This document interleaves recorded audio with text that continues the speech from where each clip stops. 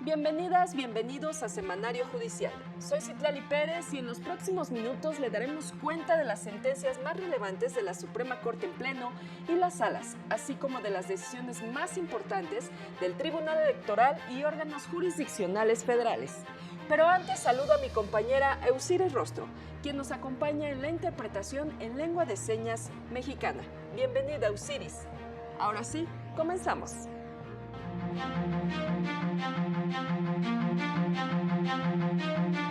La Corte invalidó disposiciones del Código Electoral de Jalisco que regulaban el acceso a cargos de elección a personas indígenas y con discapacidad. Son constitucionales disposiciones que niegan beneficios de preliberación a personas sentenciadas por el delito de trata, determinó la primera sala. Víctimas y usuarios del sistema de justicia merecen personas juzgadoras honestas, con vocación de servicio y empáticas, afirmó la ministra presidenta Norma Lucía Piña. 4 de cada 10 personas privadas de la libertad han sido víctimas de tortura.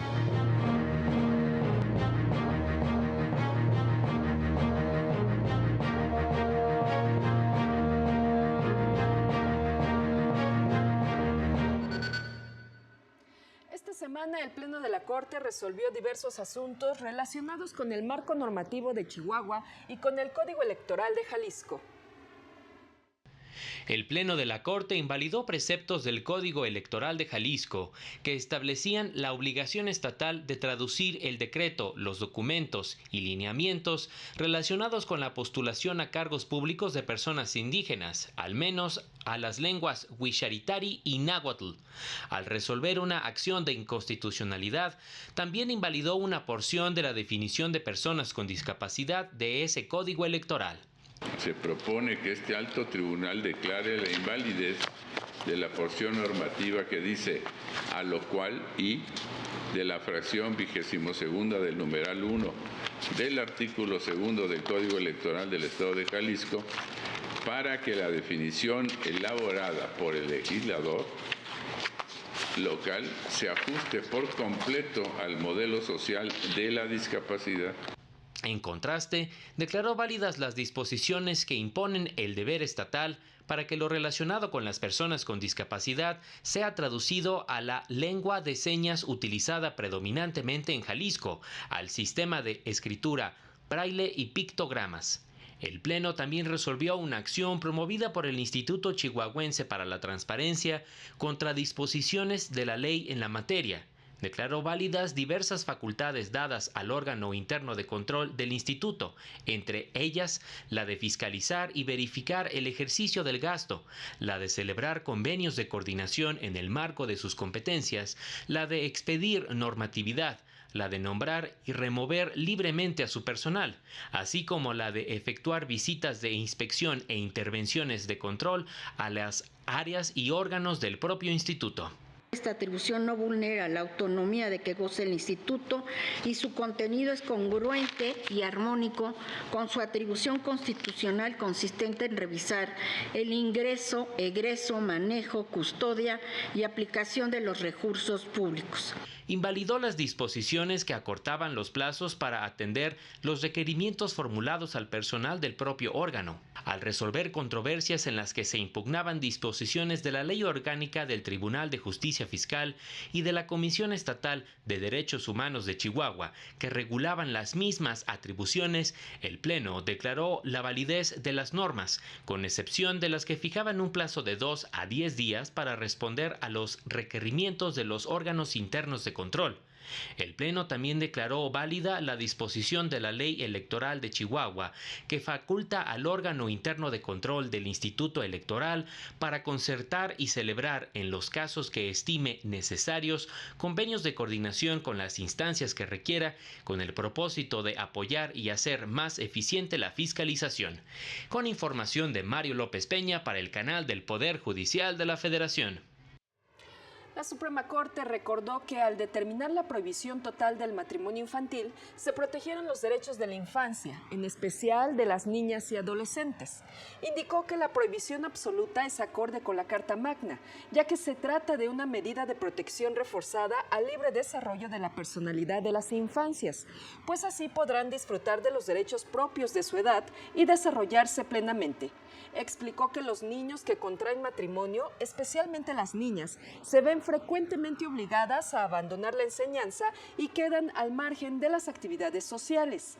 Además, en algunas partes, los niños casados se consideran adultos, aunque tengan menos de 18 años, privándoles de todas las medidas especiales de protección a que tienen derecho en virtud de la Convención en la materia.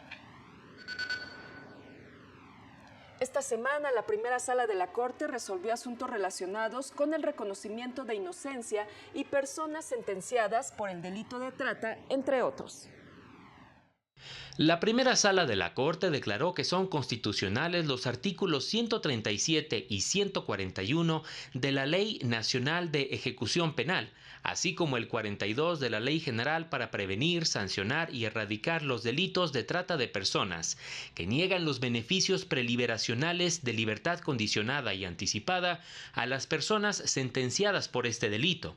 Explicó que negar estos beneficios no viola el derecho a la reinserción social, pues su otorgamiento no es una obligación constitucional, sino una facultad del legislador, quien, por razones de política criminal, consideró que no en todos los casos debía otorgarse este beneficio. La Sala también reconoció la constitucionalidad del artículo 486 del Código Nacional de Procedimientos Penales, que prevé la figura de reconocimiento de inocencia. Destacó que este no vulnera los derechos fundamentales de igualdad, acceso a la justicia y debido proceso. Se trata, explicó, de una disposición que se aplica a todas las personas que hayan llevado un proceso judicial en su contra, cuenten con una sentencia que los condene y, a su juicio, estimen que existen pruebas de las que se desprenda en forma plena que no existió el delito por el que se les dictó la sentencia o que, existiendo este, el sentenciado no participó en su comisión. La primera sala también determinó que son constitucionales las reformas que el Congreso local realizó a diversos artículos de la ley que regula los servicios de agua potable, alcantarillado y saneamiento en la entidad. Los quejosos plantearon distintas omisiones legislativas en su demanda, como la falta de criterios específicos para llevar a cabo el suministro del servicio en casos de estrés o de crisis hídrica, mecanismos de participación ciudadana y de regulación de las obligaciones de los concesionarios en materia de tratamiento o saneamiento de aguas residuales, mismas que cesaron sus efectos, pues quedaron subsanadas con las reformas. En otro asunto, determinó que es constitucional que, en materia de responsabilidades administrativas de los servidores públicos, se prevea como infracción grave la falta de veracidad en las declaraciones patrimoniales, ya que la disposición, vigente hasta el 18 de julio de 2016, es acorde a los derechos de legalidad y dignidad humana, así como el principio de proporcionalidad de las sanciones. También determinó que es constitucional el artículo 176, fracción segunda del Código Penal del Estado de México, que sanciona con prisión de 2 a 7 años el delito de usurpación de profesiones. La Sala determinó que la norma es acorde con el principio de legalidad en su vertiente de taxatividad, ya que no es ambiguo ni permite una aplicación arbitraria. Además, se estableció que, de acuerdo con el artículo 1255 del Código de Comercio, el legislador otorgó a la persona juzgadora la potestad, mas no la obligación, de llamar a los juicios mercantiles a un tercer perito en discordia, cuando existan peritajes sustancialmente contradictorios, y considere que no cuenta con los elementos de convencimiento necesarios para resolver los casos, ello con el fin de agilizar la solución de los procedimientos mercantiles. Con información de Mario López Peña para el canal del Poder Judicial de la Federación. Las y los ministros de la Suprema Corte participaron en la inauguración de los diálogos nacionales sobre la reforma al Poder Judicial que se llevó a cabo en la Cámara de Diputados. En este marco, la ministra presidenta Norma Lucía Piña Hernández manifestó estar abiertos al diálogo para impulsar la mejor reforma, que incluya las necesidades de las víctimas, de los usuarios del sistema, que refuerce la protección de derechos y la equidad. Recordó que el Poder Judicial ha realizado diversos foros para integrar una agenda en materia de seguridad y justicia que pondrá a disposición de los legisladores. Por ello, en la reforma judicial que hoy nos convoca, no debe pesar más la celeridad que la idoneidad. Las víctimas y quienes acuden al sistema de justicia merecen personas juzgadoras honestas, con vocación de servicio, empáticas y capacitadas. Estoy convencida de que en nuestras distintas visiones de cómo mejorar la justicia en México, encontraremos más coincidencias que divergencias. Dialoguemos y construyamos sobre aquello que no admite división, los derechos y las libertades de las y los mexicanos. Las y los ministros fijaron posturas sobre la iniciativa presidencial de reformas al Poder Judicial, que se centra en elegir a las y los ministros, magistrados y jueces a través del voto popular. El cargo de juzgador no puede sustentarse en los apoyos directos o indirectos que recabe durante la campaña para lograr ganar la elección, porque de manera inevitable comprometerá la independencia y resolución y estará más propicio a la corrupción y conflicto de interés. Los procesos deben asegurar como únicos elementos ineludibles que haya criterios de selección objetivos basados en el mérito personal y en la capacidad profesional. La percepción de que el sistema judicial no es imparcial puede erosionar la confianza pública, afectando negativamente la inversión y el desarrollo económico a largo plazo. Los inversionistas buscan mercados donde la ley sea aplicada de manera equitativa y predecible. Considero que una buena reforma legislativa debe tener 4 características. Primera, estar verdaderamente orientada a resolver problemas, no según la ilusión, sino según la realidad. Segunda, no desarreglar lo que funciona para no crear problemas. Tercera, ser económica. Cuarta, implementarse con sencillez. Con ese pragmatismo, opto por compartir algunas ideas mínimas. La división de poderes y el sistema de frenos y balances de las funciones públicas caracterizan y dan fuerza a los regímenes democráticos modernos. México no debe ser la excepción. No debemos dejar pasar la inmejorable oportunidad que representa para esta nación esta valiosa iniciativa. Tenemos que hacer una pausa, pero no se vaya porque regresamos con más. Al regresar, se llevó a cabo en Sinaloa el 12º Foro Regional en materia de seguridad y justicia.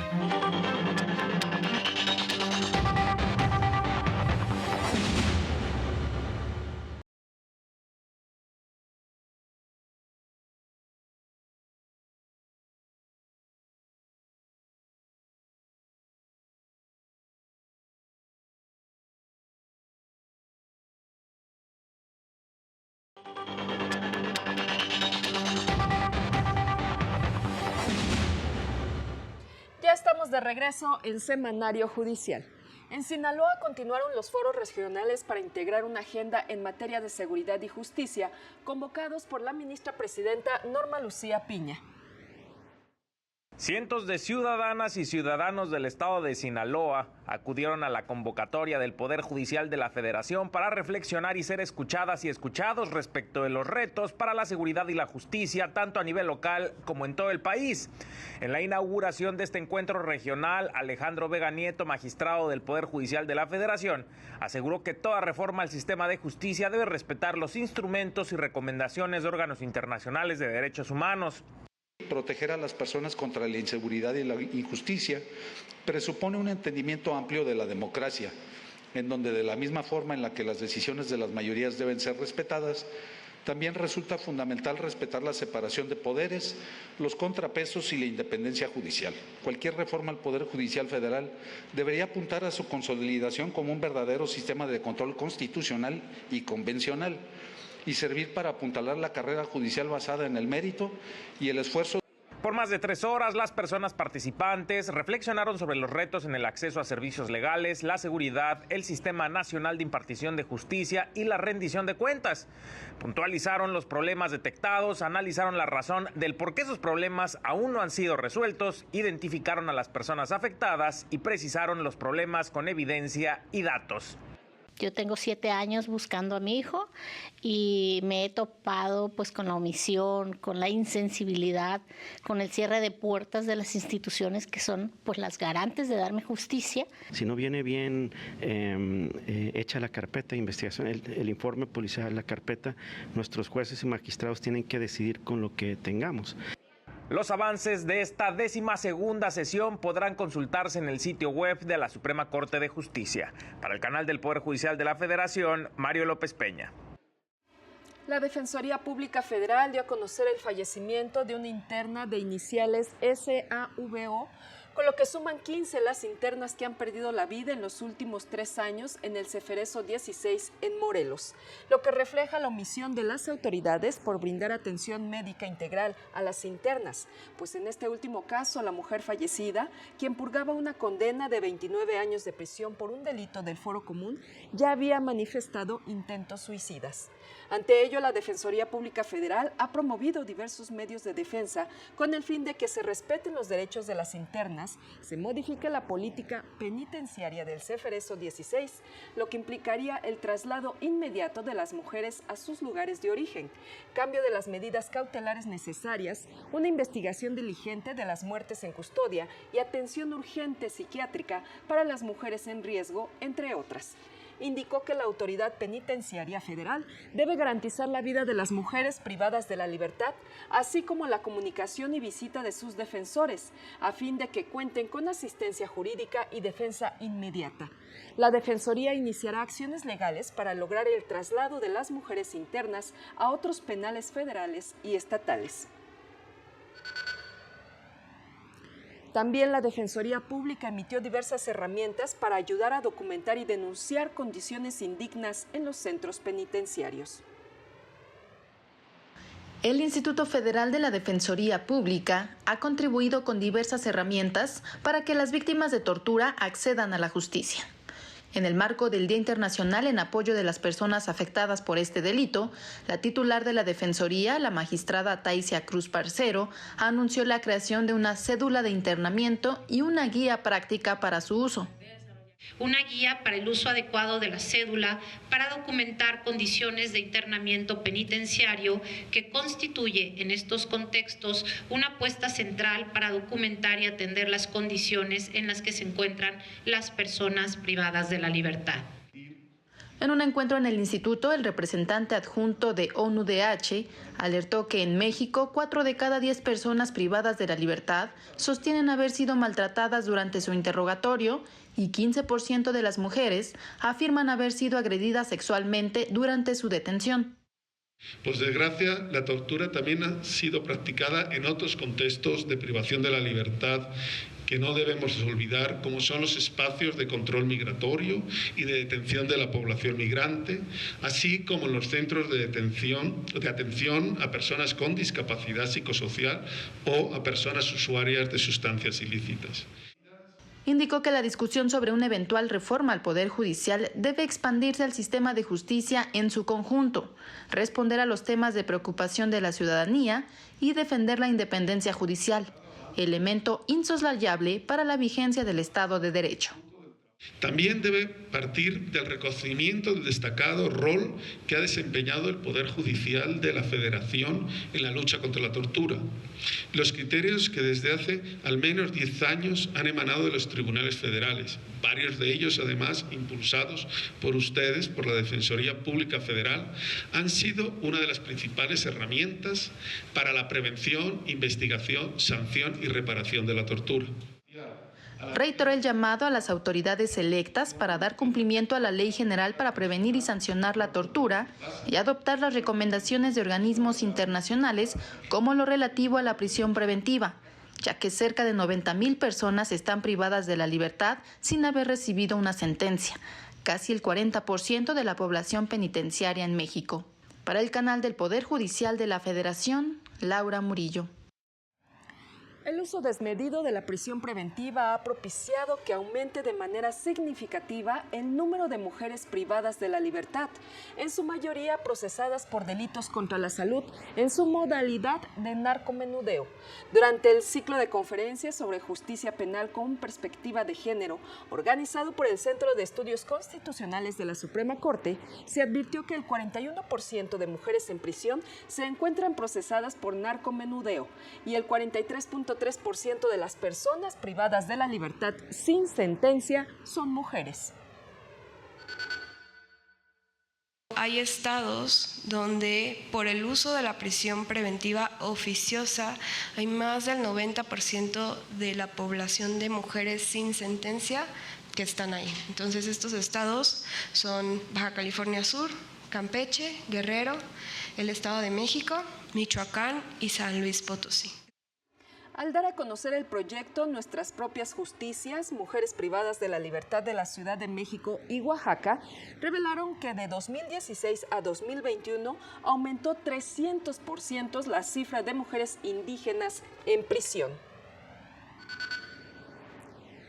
Y en más noticias, activistas de la comunidad LGBT señalaron que pese a los avances por el reconocimiento de sus derechos, aún persiste la discriminación y violencia en su contra.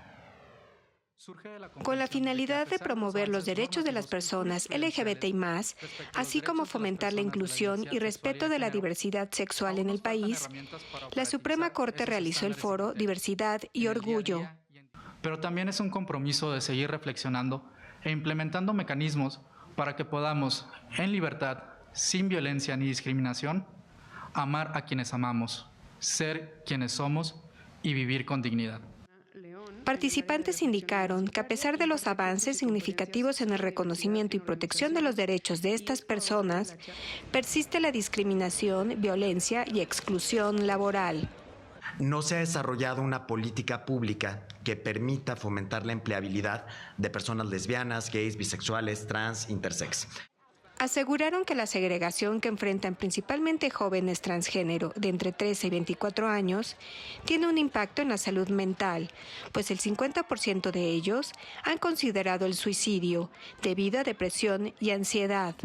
Es decir, yo creo que nadie quiere ver a la persona que más ama sufrir. Entonces, no es que somos las familias que estamos imponiendo nada. Lo que estamos haciendo es luchar por derechos que históricamente nos han quitado, que históricamente se le debe tanto a las infancias y se les ha invisibilizado. Para el canal del Poder Judicial de la Federación, Rosy García.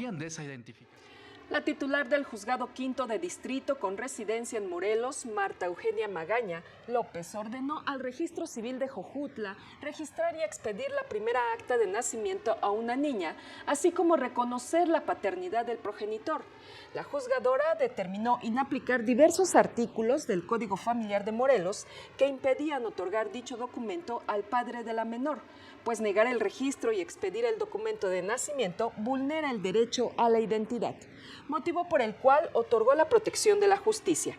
La negativa de conceder el documento fue consecuencia de que las autoridades advertían que el padre de la niña podría ser la anterior pareja de su madre, motivo por el cual se ordenó una prueba de ADN con el fin de acreditar el vínculo filial entre el quejoso y la niña de 7 años, misma que resultó 99.99% positiva de que el quejoso es el padre de la niña.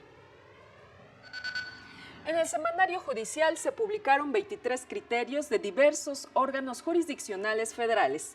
De la Suprema Corte solo se publicó un criterio de la segunda sala de rubro revaloración y o modificación del grado de incapacidad cuando el Instituto Mexicano del Seguro Social se subrogue en el deber de responsabilizarse ante un accidente de trabajo.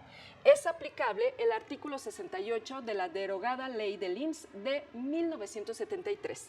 De plenos regionales se publicaron 6 jurisprudencias sobre reconocimiento de prioridad de una solicitud de patente o de diseño industrial, impuestos sobre adquisición de inmuebles y efectos del amparo y competencia en asuntos individuales de seguridad social para conocer de demandas de ajustes de pensiones otorgadas por el Seguro Social.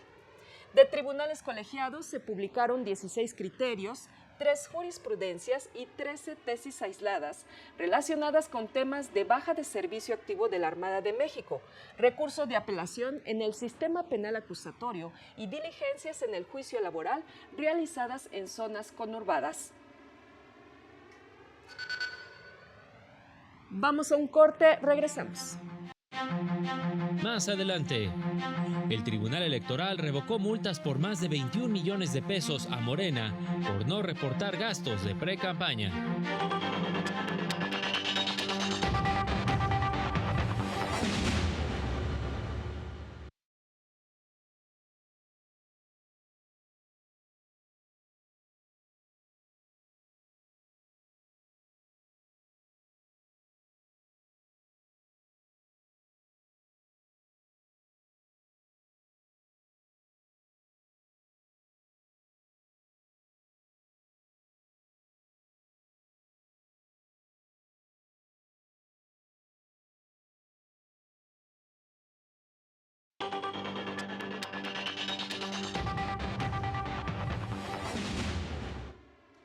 Ya estamos de regreso con más noticias. La Sala Superior del Tribunal Electoral revocó diversas multas que el INE había impuesto al partido Morena. El Tribunal Electoral del Poder Judicial de la Federación revocó 21.7 millones de pesos de las multas que el Consejo General del INE impuso a Morena por diversas irregularidades detectadas en sus informes de ingresos y gastos de precampaña en las elecciones federales del pasado 2 de junio. En su proyecto, la magistrada Yanine Otalora Malací proponía revocar parcialmente la multa más elevada con un monto de más de 18 millones de pesos relacionada con la omisión de reportar gastos en carteleras, pinta de bardas, mantas y espectaculares. Esto debido a que no en todos los casos, dijo, se podría atribuir la responsabilidad a Morena, sin embargo confirmaba la sanción en cuanto a la pinta de bardas y espectaculares en los que se difundió el hashtag #esclaudia y otros similares. De estos elementos propagandísticos sí generaron un beneficio a una precandidata única. Esto porque se localizaron justamente durante el periodo de la precampaña federal, aunado a que el propio partido realizó pintas de similares características y que estas sí las reportó como gasto de precampaña. 3 de los magistrados votaron en contra de esa parte del proyecto al considerar que el INE no demostró que la propaganda detectada esté vinculada a Morena y que los hashtags involucrados no constituyen un llamado al voto.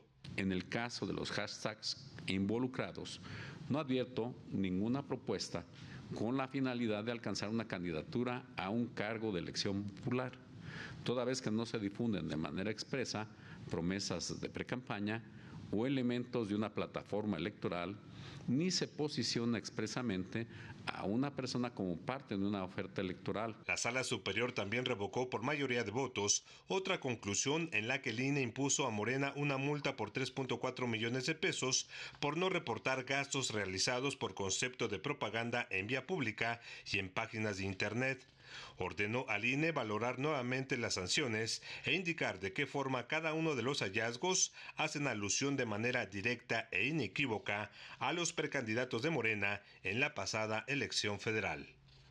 Para el canal del Poder Judicial de la Federación, Juan Carlos González.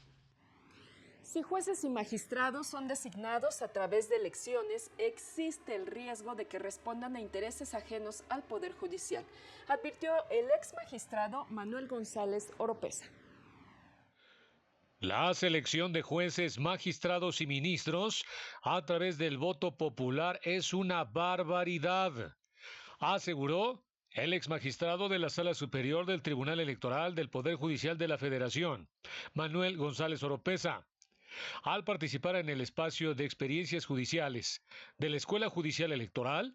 Recordó que en México sí se llevó a cabo dicho método de selección, pero fue durante los primeros años de vida independiente del país, aunado a que principalmente no había partidos políticos. Se ha tratado de buscar soluciones alternas al nombramiento de las magistraturas, diciendo que la magistratura electoral es una función producto de contacto electoral con el pueblo, y esto me parece una barbaridad.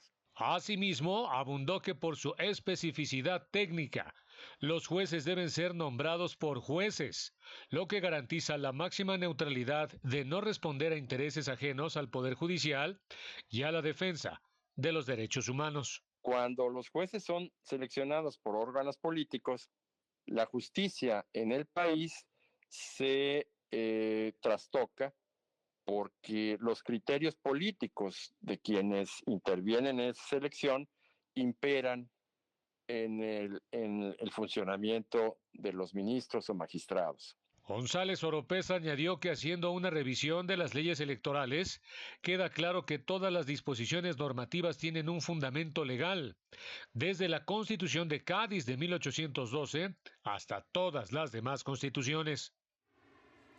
Llegamos al final de este semanario. Soy Citlali Pérez. Lo invito a mantenerse en la señal del canal del Poder Judicial de la Federación. Sigue este lunes la sesión del Pleno de la Suprema Corte. En esta ocasión tiene previsto analizar y resolver una controversia en la que se pide invalidar disposiciones de la Ley de Ingresos del municipio de Castaños, Coahuila, para el ejercicio fiscal 2024. Y una acción de inconstitucionalidad en la que se pide invalidar disposiciones de la Constitución, leyes de seguridad pública y orgánica de la Fiscalía General de Justicia del Estado de Tamaulipas. Gracias por su atención, que tenga un excelente fin de semana. Hasta pronto.